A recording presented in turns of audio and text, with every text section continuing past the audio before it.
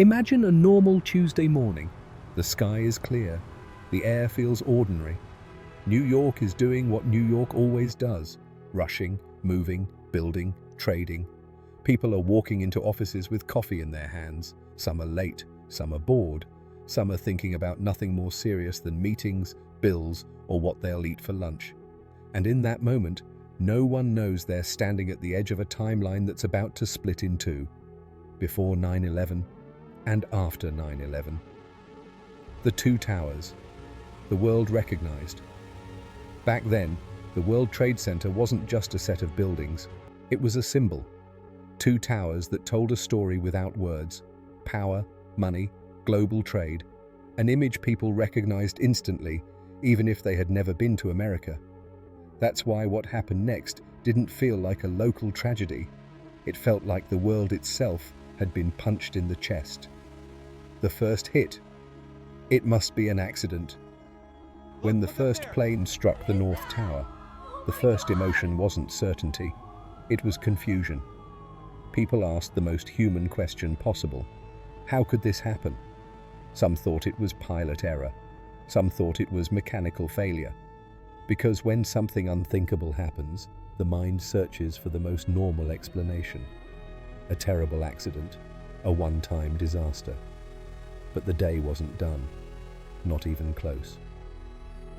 The second hit, the moment the world understood. And then, while cameras were already pointed at the burning tower, another plane appeared. It didn't drift. It didn't hesitate. It came fast, and it hit the second tower. And in that instant, the story changed. No one was calling it an accident anymore. No one was searching for innocent explanations, because the world had just watched the second impact live. This wasn't confusion anymore. This was an attack. 4 flights, 1 coordinated plan. Later, investigators concluded that 4 commercial planes had been hijacked, and that 19 hijackers linked to Al-Qaeda carried out the operation. That detail matters, because it explains why the day felt like it unfolded with terrifying precision. It wasn't one disaster, it was a sequence. And while the world stared at New York, other pieces of the plan were already moving. A president in a classroom. At the same time, far from Manhattan, President George W. Bush was in Florida, visiting a school. Children were sitting at their desks. Cameras were rolling. Everything looked calm on the surface. Then a man leaned close to the president's ear and said words that would echo through history. America is under attack. The president stayed seated. He kept his face controlled, but the country, quietly, instantly, entered a new reality. The Pentagon. War reaches Washington. And then came the next shock. A hijacked plane hit the Pentagon, America's military headquarters.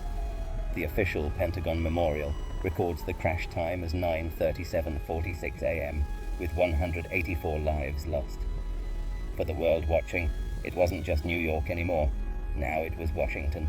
Now it was the center of American defense.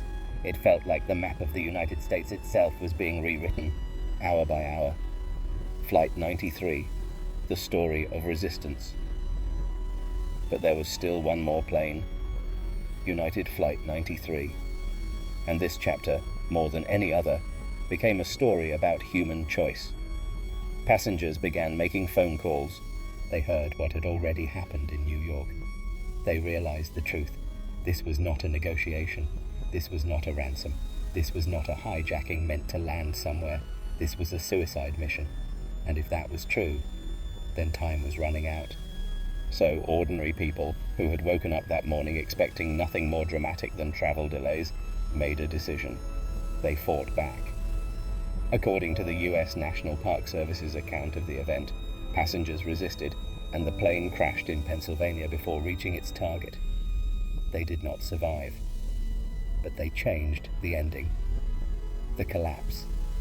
When the skyline fell back in New York, the fire burned. Smoke poured into the sky, and then, something the human mind still struggles to process even now, one tower collapsed, then the other. A city turned into a storm of dust, sirens, and panic. People ran through streets that looked like they belonged to another planet. And in the midst of it all, the scale became clear. This wasn't just an attack on buildings, it was an attack on lives, thousands of them.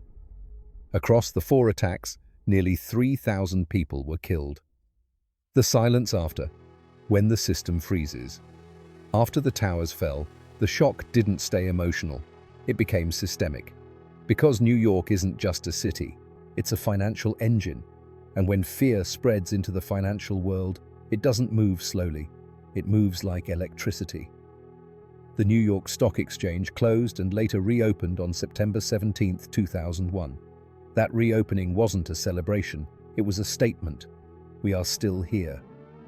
But under that statement was another truth. Nothing was going back to the way it was. The global backlash. Fear looking for a target. In the days that followed, grief turned into anger. And anger often looks for somewhere to land.